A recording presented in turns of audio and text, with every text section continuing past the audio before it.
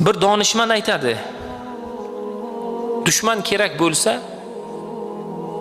yaqin do'stlarni ko'paytir. Yaxshi dushman chiqmas begonalardan. Bugun kimdan pand yeyapmiz? Yaqinlarimizdan pand yeyapmiz. Chunki ularning oldi berdisida, muhabbatida, ular bilan har narsada haddan oshganligimiz uchun. Farzandimizni, o'g'limizdir, qizimizdir. Ulardan pand yeyapmiz. Oilalari buzilyapti. Ular tarbiyasiz bo'lyapti. Harom yo'lga kirib qolyapti, zino qilyapti. Aytganimizga quloq solmayapti. Kelajakda kerakli odam bo'lmayapti. Nega?